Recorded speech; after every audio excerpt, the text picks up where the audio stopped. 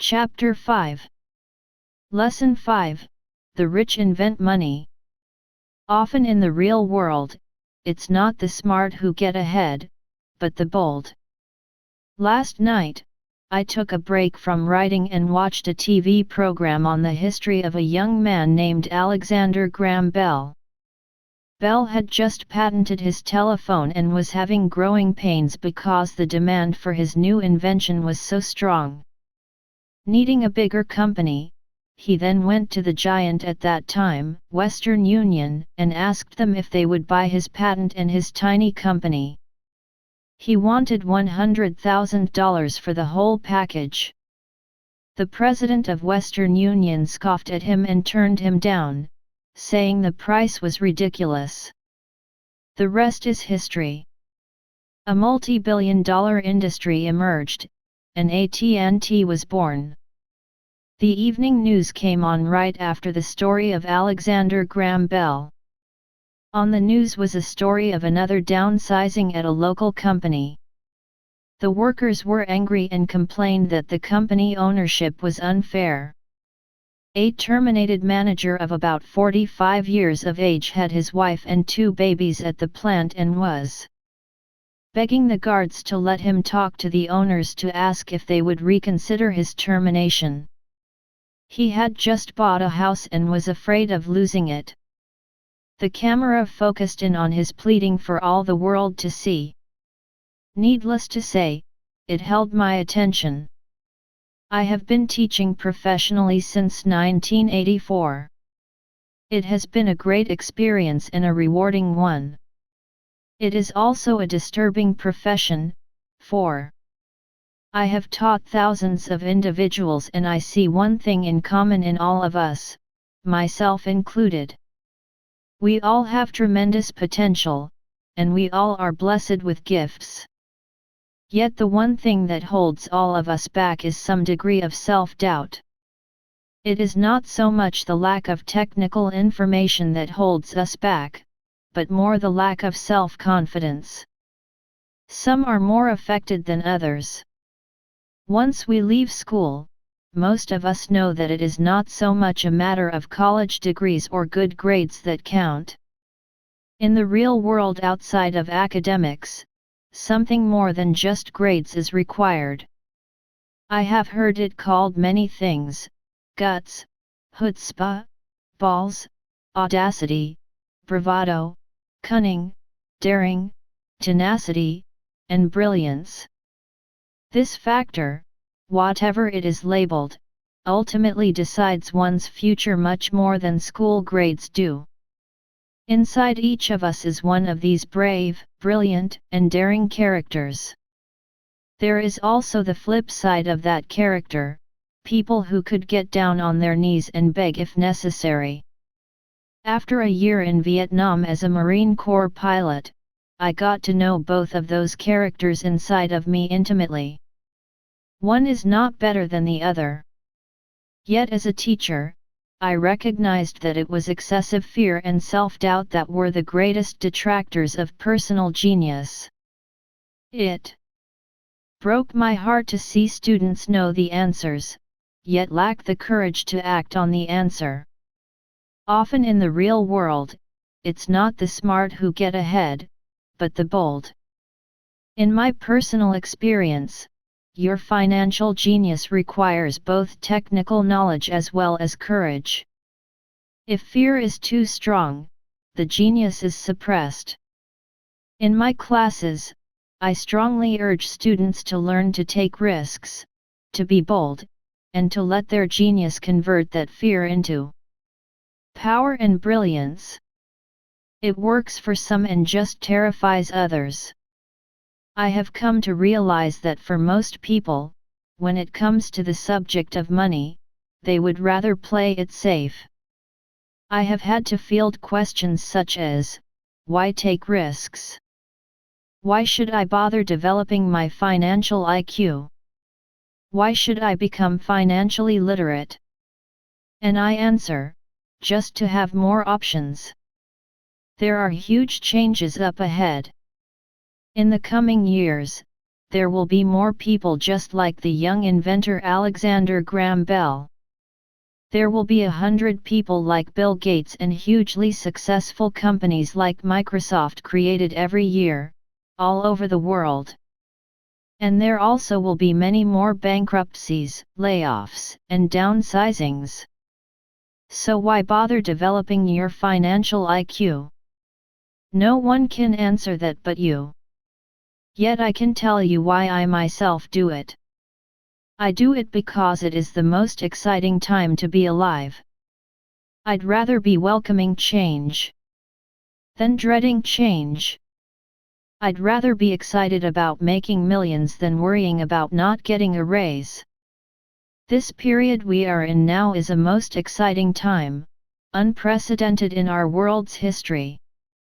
Generations from now, people will look back at this period of time and remark at what an exciting era it must have been. It was the death of the old and birth of the new. It was full of turmoil, and it was exciting. So why bother developing your financial IQ? Because if you do, you will prosper greatly. And if you don't, this period of time will be a frightening one. It will be a time of watching some people move boldly forward while others cling to worn-out life preservers. Land was wealth 300 years ago. So the person who owned the land owned the wealth. Later, wealth was in factories and production, and America rose to dominance. The industrialist owned the wealth. Today, wealth is in information. And the person who has the most timely information owns the wealth. The problem is that information flies around the world at the speed of light.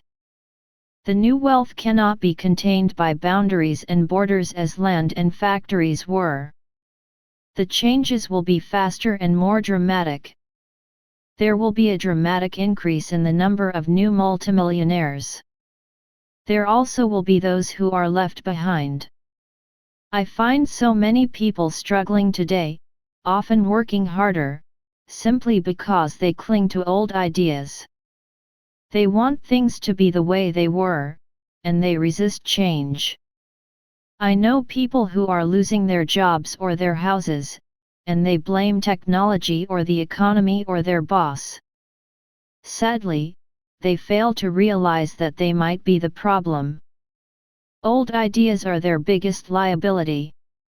It is a liability simply because they fail to realize that while that idea or way of doing something was an asset yesterday, yesterday is gone.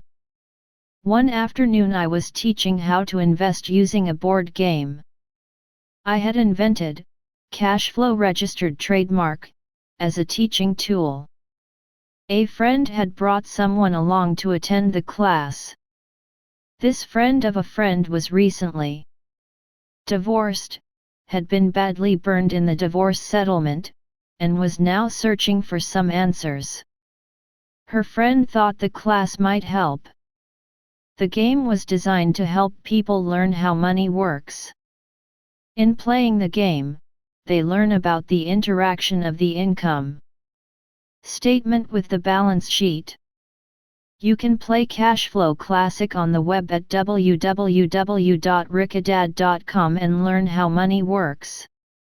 They learn how cash flows between the two and how the road to wealth is through striving to increase your monthly cash flow from the asset column to the point that it exceeds your monthly expenses. Once you accomplish this, you are able to get out of the rat race and out onto the fast track. As I have said, some people hate the game, some love it, and others miss the point. This woman missed a valuable opportunity to learn something. In the opening round, she drew a doodad card with the boat on it. At first she was happy. Oh, I've got a boat. Then, as her friend tried to explain how the numbers worked on her income statement and balance sheet, she got frustrated because she had never liked math.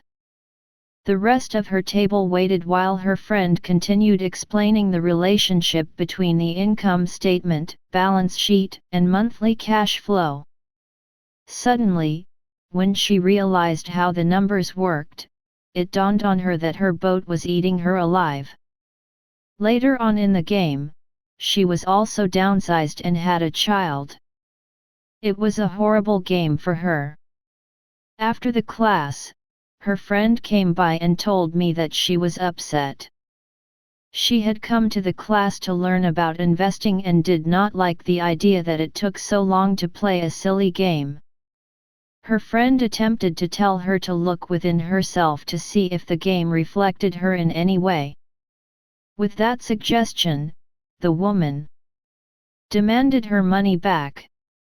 She said that the very idea that a game could be a reflection of her was ridiculous. Her money was promptly refunded, and she left.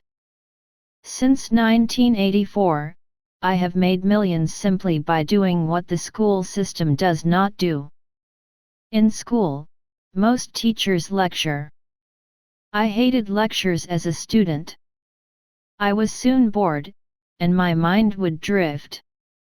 In 1984, I began teaching via games and simulations, and I still rely on these tools today. I always encourage adult students to look at games as reflecting back to them what they know and what they need to learn. Most importantly, games reflect behavior. They are instant feedback systems. Instead of the teacher lecturing you, the game is giving you a personalized lecture, one that is custom-made just for you. The friend of the woman who left later called to give me an update. She said her friend was fine and had calmed down. In her cooling-off period, she could see some slight relationship between the game and her life. Although she and her husband did not own a boat, they did own everything else. Games reflect behavior. They are instant feedback systems. Imaginable. She was angry after their divorce, both because he had run off with a younger woman and because, after 20 years of marriage, they had accumulated little in the way of assets. There was virtually nothing for them to split. Their 20 years of married life had been incredible fun, but all they had accumulated was a ton of doodads. She realized that her anger at doing the numbers, the income statement and balance sheet, came from her embarrassment about not understanding them. She had believed that finances were the man's job. She maintained the house and did the entertaining, and he handled the finances. She was now quite certain that in the last 5 years of their marriage, he had hidden money from her. She was angry at herself for not being more aware of where the money was going, as well as for not knowing about the other woman.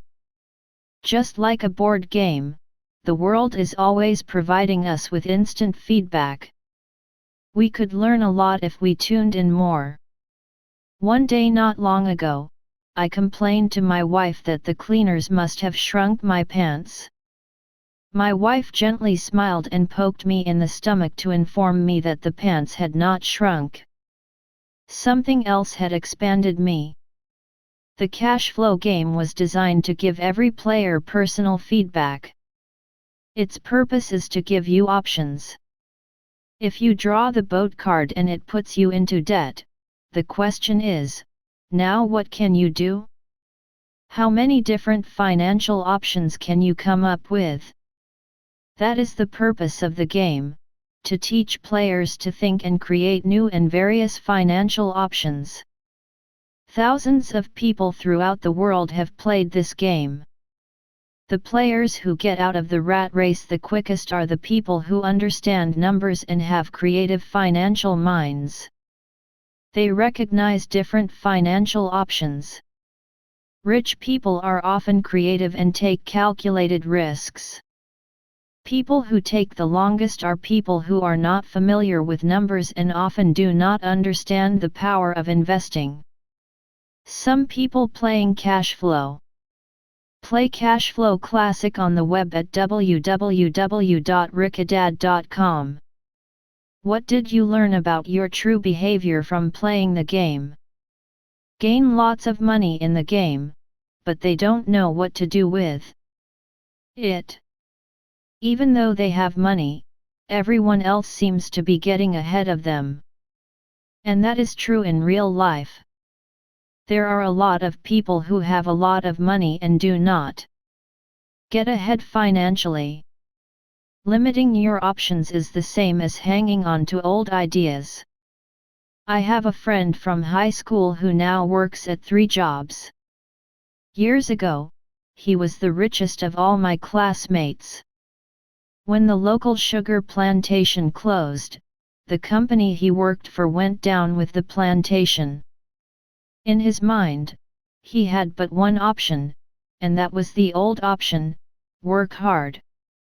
The problem was that he couldn't find an equivalent job that recognized his seniority from the old company. As a result, he is overqualified for the jobs he currently has, so his salary is lower. He now works 3 jobs to earn enough to survive. I have watched people playing cash flow complain that the right opportunity cards are not coming their way. So they sit there. I know people who do that in real life. They wait for the right opportunity. I have watched people get the right opportunity card and then not have enough money. Then they complain that they would have gotten out of the rat race if they had had more money. So they sit there. I know people in real life who do that also. They see all the great deals, but they have no money. And I have seen people pull a great opportunity card, read it out loud, and have no idea that it is a great opportunity. They have the money, the time is right, they have the card, but they can't see the opportunity staring them in the face. They fail to see how it fits into their financial plan for escaping the rat race. And I know more people like that than all the others combined. Most people have an opportunity of a lifetime flash right in front of them, and they fail to see it. A year later, they find out about it, after everyone else got rich. Financial intelligence is simply having more options. If the opportunities aren't coming your way, what else can you do to improve your financial position? If an opportunity lands in your lap and you have no money and the bank won't talk to you, what else can you do to get the opportunity to work in your favor? If your hunch is wrong, and what you've been counting on doesn't happen, how can you turn a lemon into millions? That is financial intelligence. It is not so much what happens, but how many different financial solutions you can think of to turn a lemon into millions. It is how creative you are in solving financial problems. Most people only know one solution: work hard, save, and borrow. So why would you want to increase your financial intelligence? Because you want to be the kind of person who creates your own luck. You take whatever happens and make it better. Few people realize that luck is created, just as money is. And if you want to be luckier and create money instead of working hard, then your financial intelligence is important. If you are the kind of person who is waiting for the right thing to happen, you might wait for a long time. It's like waiting for all the traffic lights to be green for 5 miles before you'll start your trip. As young boys, Mike and I were constantly told by my rich dad that money is not real. Rich Dad occasionally reminded us of how close we came to the secret of money on that first day we got together and began making money out of plaster of Paris. The poor and middle class work for money, he would say. The rich make money. The more real you think money is, the harder you will work for it. If you can grasp the idea that money is not real, you will grow richer faster. What is it? Was a question Mike and I often came back with. What is money if it is not real? What we agree it is, was all Rich Dad would say. The single most powerful asset we all have is our mind. If it is trained well, it can create enormous wealth seemingly instantaneously. An untrained mind can also create extreme poverty that can crush a family for generations. In the information age, money is increasing exponentially. A few individuals are getting ridiculously rich from nothing, just ideas and agreements. If you ask many people, the single most powerful asset we all have is our mind. If it is trained well, it can create enormous wealth. Who trade stocks or other investments for a living, they see it done all the time. Often, millions can be made instantaneously from nothing. And by nothing, I mean no money was exchanged. It is done via agreement, a hand signal in a trading pit, a blip on a trader's screen in Lisbon from a trader's screen in Toronto and back to Lisbon, a call to my broker to buy and a moment later to sell. Money did not change hands. Agreements did. So why develop your financial genius? Only you can answer that. I can tell you why I have been developing this area of my intelligence. I do it because I want to make money fast. Not because I need to, but because I want to. It is a fascinating learning process. I develop my financial IQ because I want to participate in the fastest game and biggest game in the world. And in my own small way, I would like to be part of this unprecedented evolution of humanity, the era where humans work purely with their minds and not with their bodies. Besides, it is where the action is.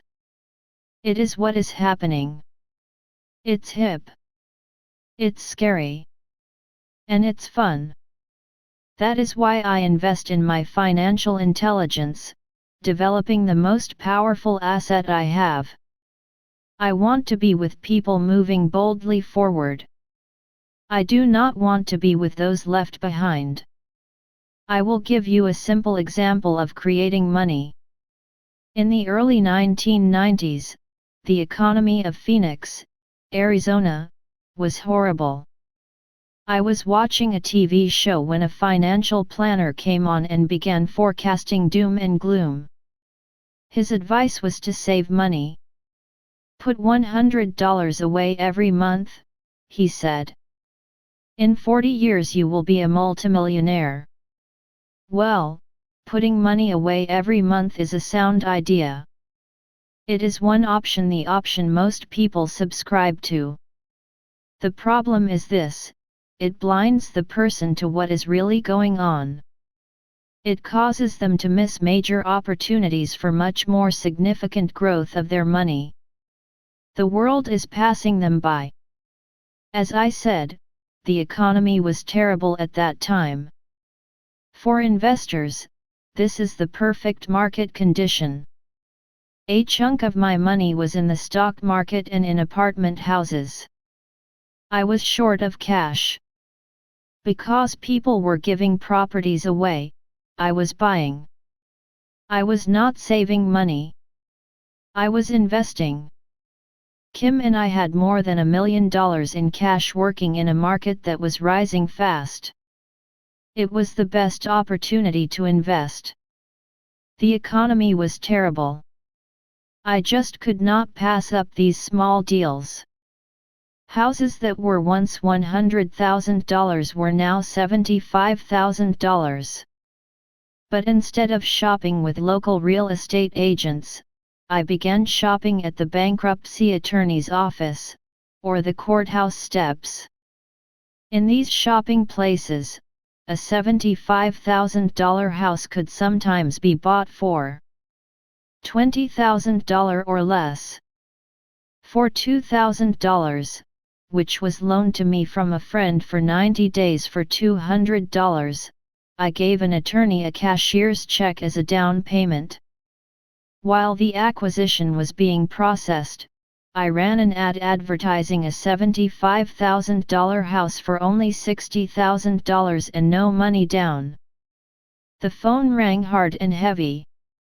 Prospective buyers were screened, and once the property was legally mine, all the prospective buyers were allowed to look at the house. It was a feeding frenzy. The house sold in a few minutes. I asked for a $2,500 processing fee, which they gladly handed over, and the escrow and title company took over from there. I returned the $2,000 to my friend with an additional $200. He was happy, the home buyer was happy, the attorney was happy, and I was happy. I had sold a house for $60,000 that cost me $20,000. The $40,000 was created from money in my asset column in the form of a promissory note from the buyer. Total working time, 5 hours. So now that you are on your way to becoming more financially literate and skilled at reading numbers, I will show you why this is an example of money being invented. $40,000 is created in the asset column. Money is invented without being taxed. At 10% interest, $4,000. A year in cash flow is added to income. Income statement. During this depressed market, Kim and I were able to do 6 of these simple transactions in our spare time. While the bulk of our money was in larger properties and the stock market, we were able to create more than $190,000 in assets, notes at 10% interest, in those 6 buy, create, and sell transactions. That comes to approximately $19,000. A year income, much of it sheltered through our private corporation. Much of that $19,000 a year goes to pay for our company cars, gas, trips, insurance, dinners with clients, and other things. By the time the government gets a chance to tax that income, it's been spent on legally allowed pre-tax expenses. Income statement. How much income would you have to earn if the government takes 50% in taxes? How long would it take you to save $40,000? This was a simple example of how money is invented, created, and protected using financial intelligence.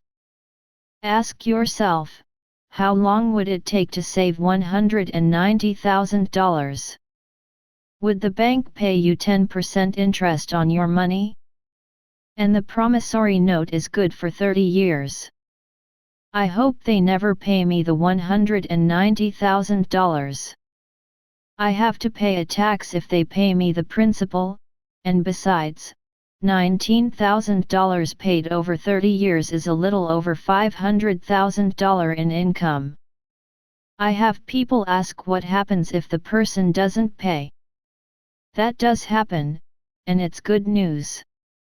That $60,000 home could be taken back and resold for $70,000, and another $2,500 collected as a loan processing fee. It would still be a zero-down transaction in the mind of the new buyer. And the process would go on. The first time I sold the house, I paid back the $2,000, so technically, I have no money in the transaction.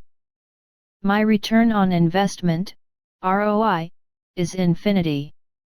It's an example of no money making a lot of money. In the second transaction, when resold, I would have put $2,000 in my pocket and re-extended the loan to 30 years. What would my ROI be if I got paid money to make money?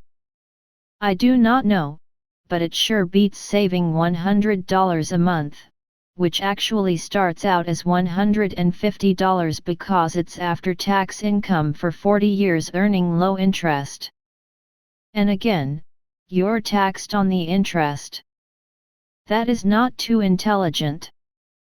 It may be safe, but it's not smart. A few years later, as the Phoenix real estate market strengthened, those houses we sold for $60,000 became worth $110,000. Foreclosure opportunities were still available, but became rare. It cost a valuable asset, my time, to go out looking for them. Thousands of buyers were looking for the few available deals. The market had changed. It was time to move on and look for other opportunities to put in the asset column. You can't do that here. That is against the law. You're lying. I hear those comments much more often than "Can you show me how to do that?" The math is simple. You do not need algebra or calculus. And the escrow company handles the legal transaction and the servicing of the payments. I have no roofs to fix or toilets to unplug because the owners do that.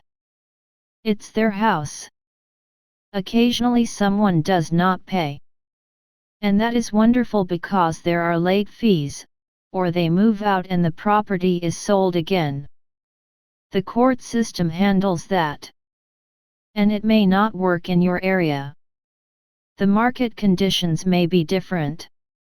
But the example illustrates how a simple financial process can create hundreds of thousands of dollars, with little money and low risk.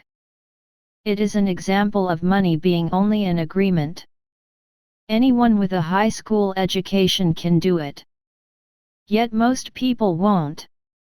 Most people listen to the standard advice of work hard and save money. For about 30 hours of work, approximately $190,000 was created in the asset column, and no taxes were paid. If you use option number 1, be sure to factor in how much time it takes you to save $190,000. Time is one of your greatest assets. Now you may understand why I silently shake my head when I hear parents say, "My child is doing well in school and receiving a good education." It may be good, but is it adequate? I know the above investment strategy is a small one. It is used to illustrate how small can grow into big. Again, my success reflects the importance of a strong financial foundation, which starts with a strong financial education. I have said it before, but it's worth repeating. Financial intelligence is made up of these 4 main technical skills. 1. Accounting. Accounting is financial literacy, or the ability to read numbers. This is a vital skill if you want to build businesses or investments. 2. Investing.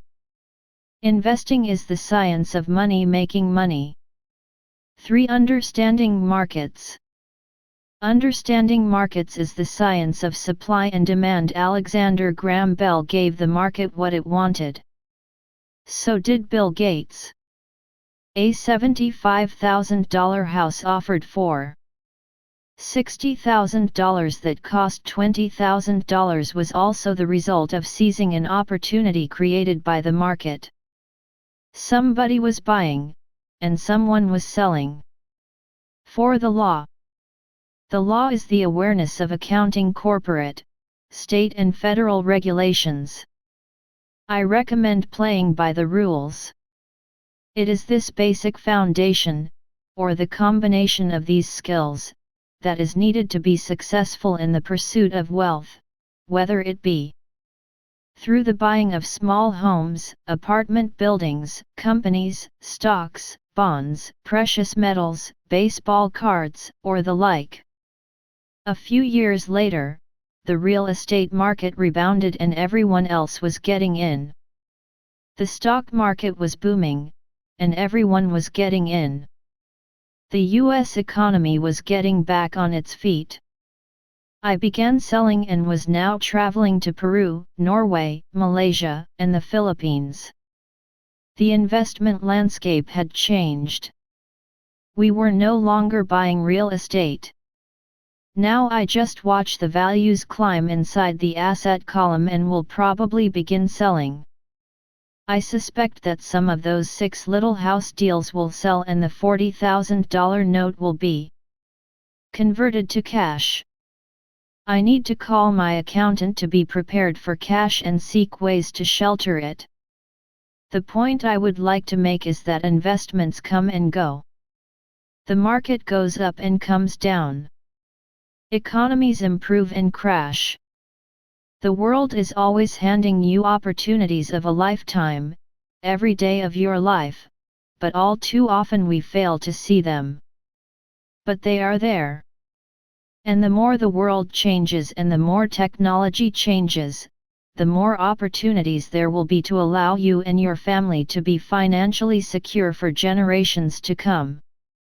So why bother developing your financial intelligence? Again, only you can answer that. I know why I continue to learn and develop. I do it because I know there are changes coming. I'd rather welcome change than cling to the past.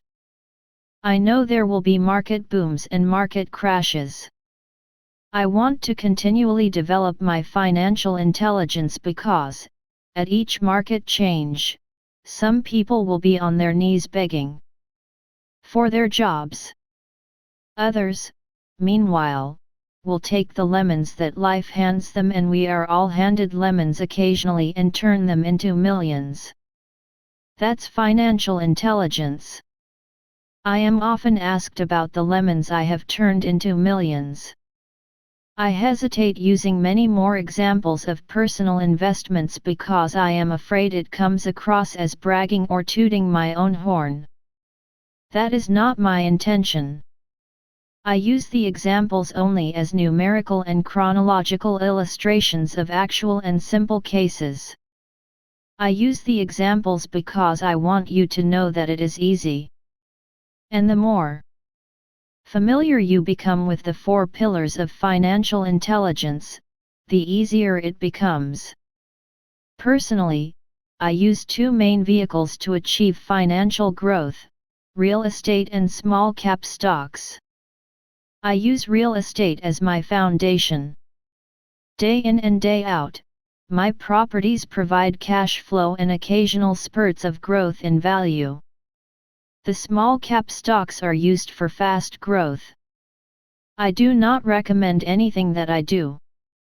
The examples are just that, examples. If the opportunity is too complex and I do not understand the investment, I don't do it. Simple math and common sense are all you need to do well financially. In 1989, I used to jog through a lovely neighborhood in Portland, Oregon. It was a suburb that had little gingerbread houses. They were small and cute. I almost expected to see Little Red Riding Hood skipping down the sidewalk on her way to Granny's. There were for sale signs everywhere. The timber market was terrible, the stock market had just crashed, and the economy was depressed. On one street, I noticed a for sale sign that was up longer than most. It looked old. Jogging past it one day, I ran into the owner, who looked troubled. "What are you asking for your house?" I asked. The owner turned and smiled weakly. "Make me an offer," he said. "It's been for sale for over a year. Nobody even comes by anymore to look at it." "I'll look," I said, and I bought the house a half hour later for $20,000 less than his asking price. It was a cute little 2-bedroom home, with gingerbread trim on all the windows. It was light blue with gray accents and had been built in 1930. Inside there was a beautiful rock fireplace, as well as 2 tiny bedrooms. It was a perfect rental house. I gave the owner $5,000 down for a $45,000 house that was really worth $65,000, except that no one wanted to buy it. The owner moved out in a week, happy to be free, and my first tenant moved in, a local college professor. After the mortgage, expenses, and management fees were paid, I put a little less than $40 in my pocket at the end of each month. Hardly exciting. A year later, the depressed Oregon real estate market had begun to pick up. California investors, flush with money from their still booming real estate market, were moving north and buying up Oregon and Washington. I sold that little house for $95,000 to a young couple from California who thought it was a bargain. My capital gains of approximately $40,000 were placed into a 1031 tax-deferred exchange, and I went shopping for a place to put my money. In about a month, I found a 12-unit apartment house right next to the Intel plant in Beaverton, Oregon.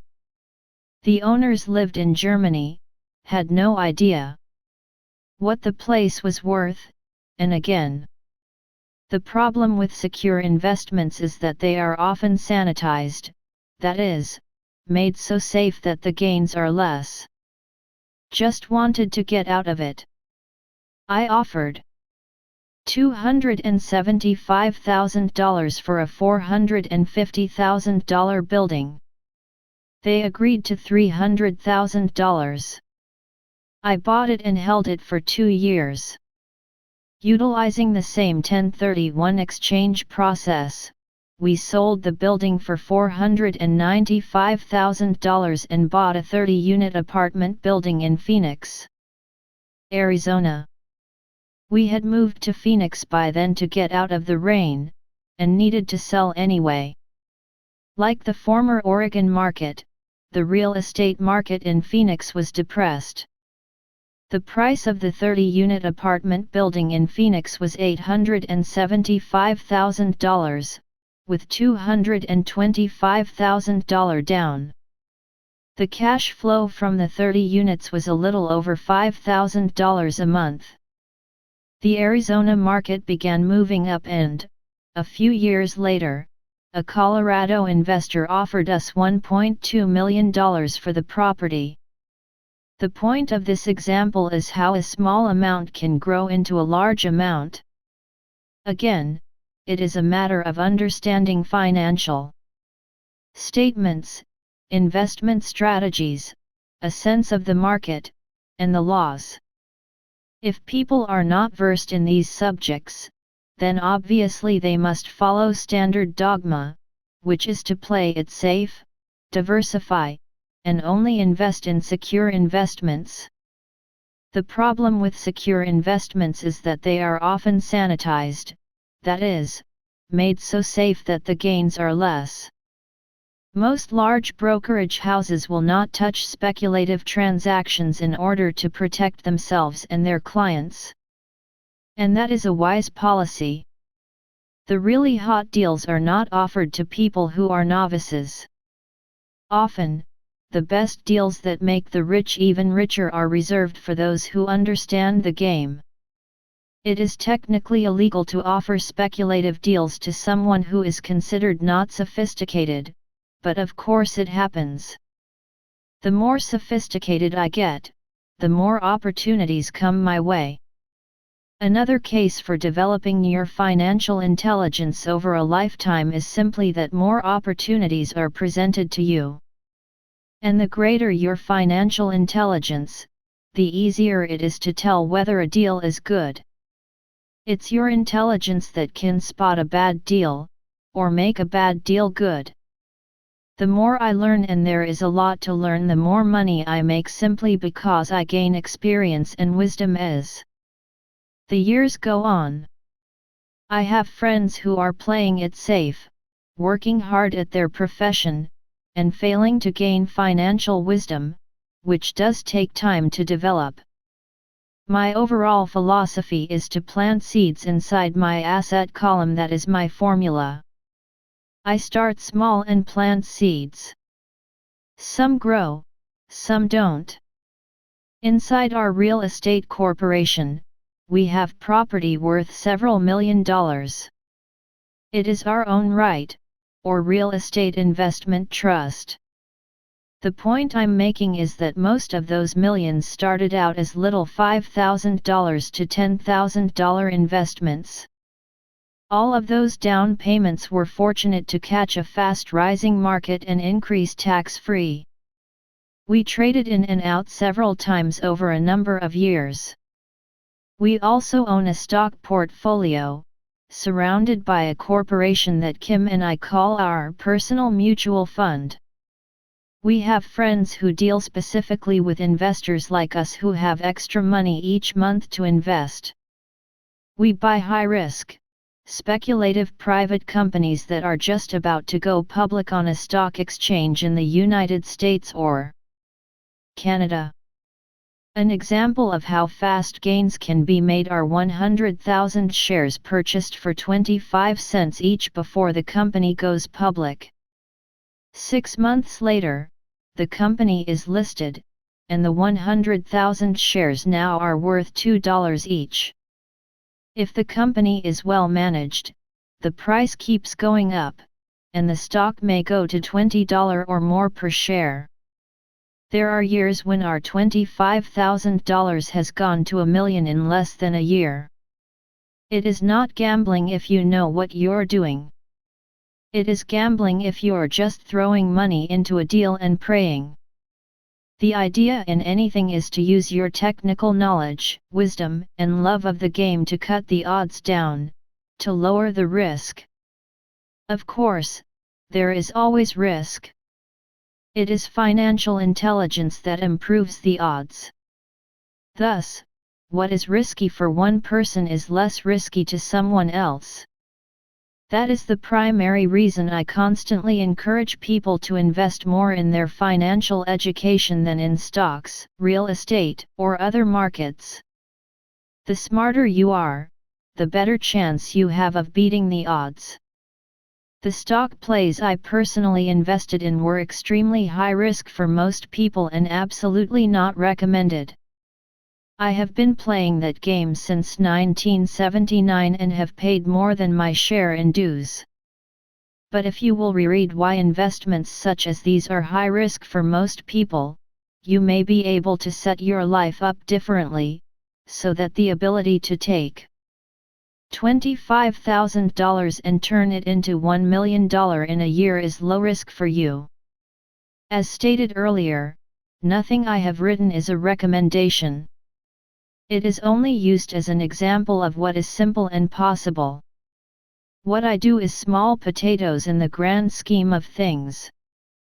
Yet for the average individual, a passive income of more. It is not gambling if you know what you're doing. It is gambling if you're just throwing money into a deal and praying. Then $100,000 a year is nice and not hard to achieve. Depending on the market and how smart you are, it could be done in 5 to 10 years. If you keep your living expenses modest, $100,000 coming in as additional income is pleasant, regardless of whether you work. You can work if you like or take time off if you choose and use the government tax system in your favor, rather than against you.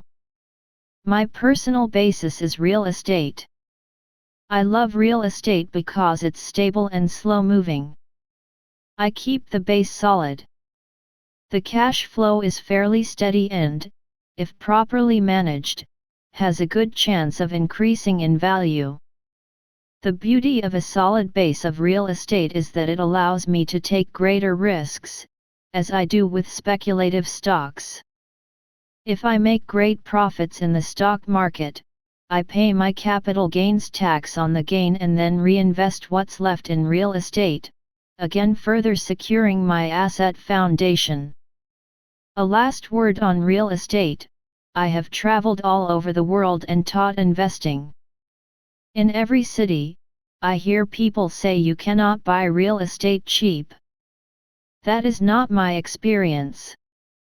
Even in New York or Tokyo, or just on the outskirts of the city, prime bargains are overlooked by most people.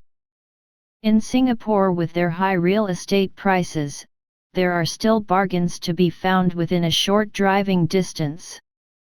So whenever I hear someone say, "You can't do that here," pointing at me, I remind them that maybe the real statement is, "I don't know how to do that here yet." Great opportunities are not seen with your eyes. They are seen with your mind. Most people never get wealthy simply because they are not trained financially to recognize opportunities right in front of them. I am often asked, how do I start? In the final chapter of this book, I offer 10 steps that I followed on the road to my financial freedom. But always remember to have fun when you learn the rules, and the great opportunities are not seen with your eyes. They are seen with your mind. Vocabulary of investing, and begin to build your asset column. I think you'll find that it's as fun a game as you've ever played. Sometimes you win and sometimes you learn. But have fun. Most people never win because they're more afraid of losing. That is why I found school so silly. In school we learn that mistakes are bad, and we are punished for making them. Yet if you look at the way humans are designed to learn, we learn by making mistakes. We learn to walk by falling down. If we never fell down, we would never walk. The same is true for learning to ride a bike. I still have scars on my knees, but today I can ride a bike without thinking. The same is true for getting rich. Unfortunately, the main reason most people are not rich is because they are terrified of losing. Winners are not afraid of losing. But losers are. Failure is part of the process of success. People who avoid failure also avoid success. I look at money much like my game of tennis. I play hard, make mistakes, correct, make more mistakes, correct, and get better. If I lose the game, I reach across the net, shake my opponent's hand, smile, and say, "See you next Saturday." There are two kinds of investors. One, the first and most common type, is a person who buys a packaged investment. They call a retail outlet, such as a real estate company, a stockbroker, or a financial planner, and they buy something. It could be a mutual fund, a right, a stock, or a bond. It is a clean and simple way of investing. An analogy would be a shopper who goes to a computer store and buys a computer right off the shelf. 2. The second type is an investor who creates investments. This investor usually assembles a deal in the same way a person who buys components builds a computer. I do not know the first thing about putting components of a computer together, but I do know how to put pieces of opportunities together, or know people who know how. It is this second type of investor who is the more professional investor. Sometimes it may take years for all the pieces to come together.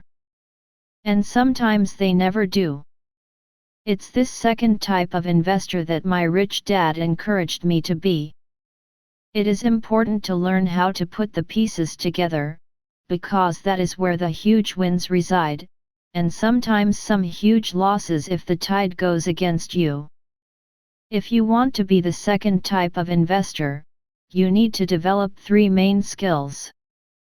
1. Find an opportunity that everyone else missed. You see with your mind what others miss with their eyes. For example, a friend bought this rundown old house. It was spooky to look at. Everyone wondered why he bought it. What he saw that we did not was that the house came with 4 extra empty lots. He discovered that after going to the title company.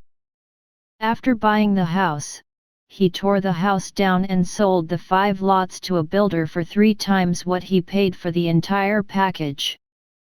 He made $75,000 for 2 months of work. It's not a lot of money, but it sure beats minimum wage. And it's not technically difficult to raise money. The average person only goes to the bank.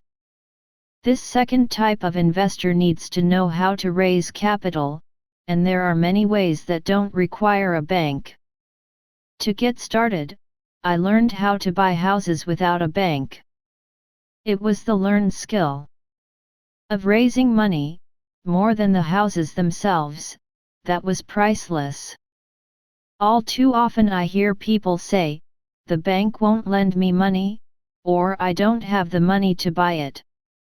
If you want to be a Type 2 investor, you need to learn how to do that which stops most people. In other words, a majority of people let their lack of money stop them from making a deal. If you can avoid that obstacle, you will be millions ahead of those who don't learn those skills. There have been many times I have bought a house, a stock, or an apartment building without a penny in the bank. I once bought an apartment house for $1.2 million. I did what is called tying it up, with a written contract between seller and buyer. I then raised the $100,000 deposit, which bought me 90 days to raise the rest of the money. Why did I do it? Simply because I knew it was worth $2 million. I never raised the money. Instead, the person who put up the $100,000 gave me $50,000. For finding the deal, took over my position, and I walked away. Total working time, 3 days. Again, it's what you know more than what you buy. Investing is not buying. It's more a case of knowing. 3. Organize smart people. Intelligent people are those who work with or hire a person who is more intelligent than they are. When you need advice, make sure you choose your advisor wisely.